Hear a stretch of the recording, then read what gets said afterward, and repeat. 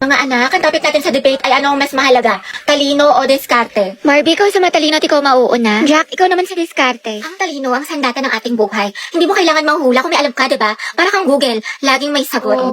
Tama. Oo nga, pero ano silbi ng talino kung hindi mo alam paano gamitin? Minsan kailangan mo ng lakas ng loob at strategy. Parang may recipe ka nga pero wala ka namang kalan. Paano mo lulutuin? Paano ulam? Talaga? Pero pag matalino ka, Jack, mas mataas ang grades mo. Pag mas mataas ang grades mo, mas madami ka opportunities. Pag mas madami ka opportunities, mas safe at secure ang future mo. Kasi naman sa diskarte na baka chamba lang. Grabe si Barbie, savage. Wow, edi sana lahat ng honor student, milyonaryo at successful na. Barbie, kahit wala kang medalya, kung marunong ka dumiskarte, aangat ka pa rin. Jack, kahit gano'n ka pa ka-diskarte, kung wala kang malinaw na plano, kalat ang effort mo. Alam mo, Barbie, nakakalimutan mo na minsan mas importante ang execution kaysa preparation. Sa bagay, sanay ka naman kasi makalimot eh. Taray, personalan na. Anong sasabi mo? Ako, nakalimutan mo. Quiz B, grade 9, sa school namin. Ako yung second place, ikaw yung panalo. Sabi mo pa nga sa akin, better luck next time. Sana magkita tayo ulit. Ano, naalala mo na? Kaya nga ako lumipat ng school dahil sa'yo eh. Enemies to lovers yarn. Jack and Barbie, Jabar. Debate pa ba to or aminan ng feelings? Kaya pala siya nag-transfer. Sana Mga students, tama na at baka manganak pa ako sa kilig. Clarice, pwedeng pairam ng notes mo sa math kanina. Ayun naman, ito. Salamat. Nakaayos na lang. Sige, Clarice, may extra ballpen ka Diyan sa pa. bag. Thank you. Hoy, ano ba, babe? Huwag ka nga magulo. Bakit hindi naman na? Ano ba? Kinikiliti mo nga ako. Pwede ba kayo masyadong magulo? Baka kasi masangginan itong assignment ko. Sorry. Hoy, lumayas na kayo dyan. Storbo kayo, kita niyo may ginagawa yung best friend ko. Ito kasi ang gulo-gulo. Titignan kita sa leeg. Hulo. Hala, sorry. Ba't kasi ang harap ninyo? Dito pa kayo sa school naglalantian.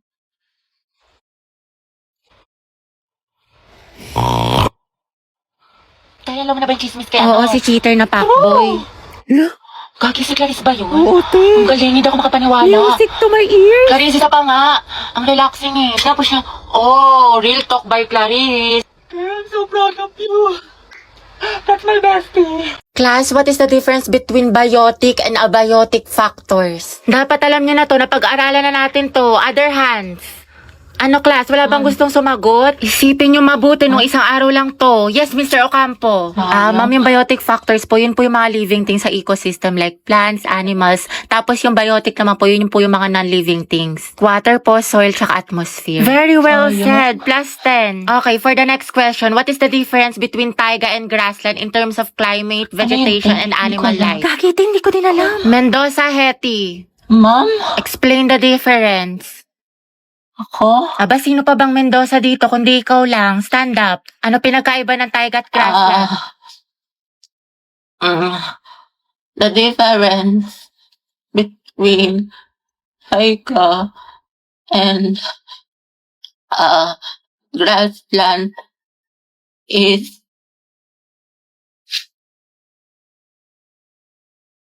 Hi po kayo. Ay, sorry. Nambayan kasi hindi tumitingin sa dinadaanan. Pasensya na ha, nagmamadali kasi ako eh. Sabi nila, pag in love ka, tumitigil ang mundo mo. Ito. Sorry talaga. Ay, hindi, okay lang. Hindi.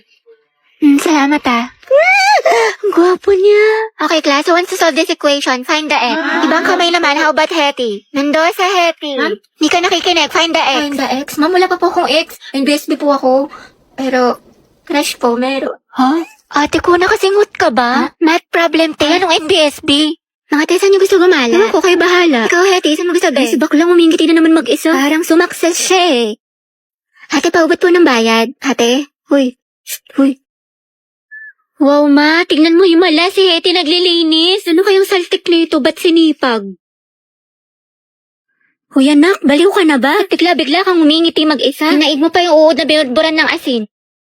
Ano kaya nakain nito? Abot tenga yung ngiti para makikita na si Jesus.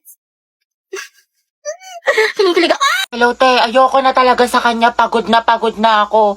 Lagi siyang walang pakiramdam sa akin. Walang text, walang call. Ano, kala niya sa akin magaganon-ganon lang niya ako. Ang kapal na mukha niya. Grabe siya. Oo, te, kahit mag-sorry siya sa akin, kahit lumuhod pa yan sa harap ko, ayoko na. Oo, te, tama yan. Diyos ko, you deserve someone better. Ang ganda-ganda mo kaya. Kung ako sa'yo, mag-move on Oo, ka na. te. Itry mo yung ofo. Sige, te, itry ko yan. Ayoko na sa kanya, napakamanloloko niya. Lagi na lang niya ako sinasaktan. Tama ka talaga, te. Dapat nakikinig ako sa mga advice mo talaga eh. Last na talaga to, te. Oo, wag mo nang balikan yan. Basta itry mo yung ofo. Madami mang gaganda at gwapo doon. Tsaka Sige. marami ka makikilalang bagong friends doon. Kaya kalimutan mo na yan.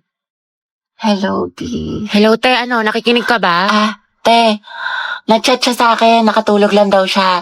Tsaka ayun, nagsasorry na siya sa akin. Babawi na daw siya sa mga kasalanan niya, tsaka babawi daw siya sa mga ginawa niya sa akin. Ay, bahala ka nga, te. Nakakabwisit kay kung na mag-advise sa sarili mo next time, ha. Napakarupok mo. Dahil 4 na pala, uwi na ako. Grabe, ang aga pa. Mamaya ka na umuwi. Mga 4:20 na, 4:20. Sige na nga. Saan lang to? Dahil 4:20 na, uwi na ako. Tay, alam mo ba si ano? Si ano? Bakit ano meron? Ay, wag na pala. Next time na lang. Kasi uwi ka na, diba? Sige na, itchusera ka. Ikwento mo na. Mga ano na lang ako uwi. Mga 5. O sige, go. Anong chismis? Sige. Tapos tayo, alam mo ba yung nangyari dun sa ano? Wait, ano oras na ba? Wait nga lang, check ko nga lang. Puta, 7 na. Uwi na ako. Uwi na pala ako. Okay, kumain ka na muna dito. Nagluto pa naman si mama. Sige na nga. Pagkatapos ko kumain, uwi na ako ha. Hanapin ako ni mama, te. Grabe, busog na ako. Ang sarap ng pagkain. Te, uwi na ako ha. Salamat sa pagkain. Te, magpahinga ka na muna. Eh, baliw ka ba? Pagalitan na ako ni mama. Diyos ko ka. Te, kung papagalitan ka din naman, sulitin mo na. Tsaka ipapaalam kita kay tita na dito ka na matutulog. 2x minus Ay, nagigits mo. Di ba magaling ka sa math nung high school? Hindi na eh. Ano ko ba ngayong college? Kaya na kayo na utak ko.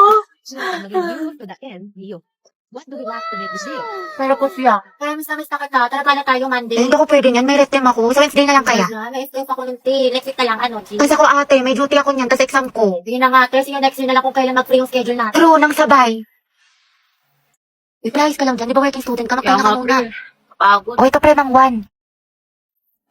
Oo, asim sarap, diba? Pero kus lang. Hala, naubos na yung weekly allowance ko. Wednesday pa lang. Ang gastos mo kasi, Nicole, eh. Adto kahit pa more. Aesthetic pa more. Kape pa more. Samgyup pa. Pero escucha las palabras de las brujas, los secretos escondidos en la noche. Salamat. Tapos natin mag-review na. Antok na ako. Nakalang ko na mag-asikaso. Okay, class. Pasa niyo ito activity bukas, ha? Gawin niyo na din yung activity 2. Tapos gawan niyo ng reflection paper yung little prints. Minimum of 1,000 words. Tapos mag-graded recitation tayo bukas. Tapos mag-review na rin kayo kasi may long quiz tayo next week. 60 items. No multiple choice. Just identification, fill in the blanks, and essay. Mami, sa isa lang naman. Oh, Mama. Kaya niyo yan, class. Madali lang yan. Time management. Oh, Mom. Thank you sa advice, So helpful. Mama, di ba pa sa amin kayong pahinga tayo, may tulog tayo, gano'n. Robot yarn? Ate, pabili nga po ng mangwan. Ay, iha. Ubus ka na. ba? Oo, kakabili lang ng huling peraso kanina lang. Salamat. Sayang. Wala si Crush. Di ba, favorite mo itong mangwan?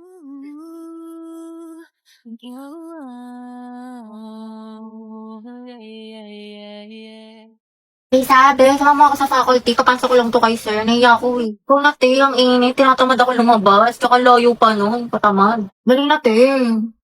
Sige na nga. Dali, te, samahan mo ko sa kantin. Kaya mo na yan, sis. Kakabili ko lang dun, te. Busog pa ako. Dali na. Ililibre kita. Tara na nga, te. Gusto ko maruya, ha? Tsaka zeso. Siyempre, pag libre talaga, buhay na buhay eh. Sis, pupunta ka bukas sa foundation day. Hindi ko pa sure, sis eh. Pag di ka pupunta, di na rin ako sasama. Wala si ate, di kayo magbuhay mag-isa. True. Tayo sila tayo sa mamo ko. Sige, dahil basta ikaw magpaalam kay ma. Sige. Ma'am, may we go out? Sige, bilisan nyo, ha? Sige, sama mo ko sa bahay. Tulungan mo ko i-rate yung mga binili kong damit sa Lovito. Wala si bakla lahat na lang, te. Dali na, be. Tignan mo kung maganda. Ikaw yung magaling pumili. Ikaw yung malakas sa mga ganyan-ganyan, eh. Oo na, sige na. Nang bola ka pa. Ay, paklakas na ka-casual. Ayan, i-rate ko yan ng 10 out of 10. Ang ganda. Yan naman, soft girl lang natake mo dyan, sis. Re-rate kayo ng 15 out of 10. Ang cute mo dyan. Lakas maka-in-game MVP Road to Mythical Glory. Halaga yan, 100 out of 10 ang angas ng datingin mo dyan. Masabog ka ba yan, pretty? O, paka Wednesday ang atake mo dyan, te. 50 out of 10. Ang cute ng dress, ha? Tsaka ang ganda ng quality. Ay, te, nakalimutan ko. Sama mo nga ako, be. Ama ka na. Kaya mo na yan. Malaki ka na. Uwi na ako. You can search Lovita Jane sa Orange app para mag-enjoy ka na maraming discount. Kaya go na. Mga test na natin tatapusin yung project. Eh di sa bahay niyo, be. Kristen, ba't sa bahay palagi? Iba naman. Gusto niya makita yung kapatid mo, te, yung walang jowa. Sige na nga. Ay, mag-video ako. I-timelapse ko para memory. Go, Dora Di, lang. dami mong alam. Owen, ikaw na maghuhugas mamaya. Naghugas na ako kanina. Oo, tapos pera mo ng sapatos mo. Yung Nike, Kuya Joshua. Huwag mo sisirain. Parang ganito. Nakita siya ay kumislap aking mata at higaw tingin. Sana ay iyong mapansin ang Ay, makate, para-paraan. Memories natin o memories na ng kuya ko. Sa Truday. Pero sayang talaga to yung kuya mo si Joshua kaso may jowa. Kaya pa ba yung late Kimber? Taka. Charot lang, meant to be talaga kami ni Owen. Anong tawag sa ship niyo? Owen. Kristen. Oten? No cute!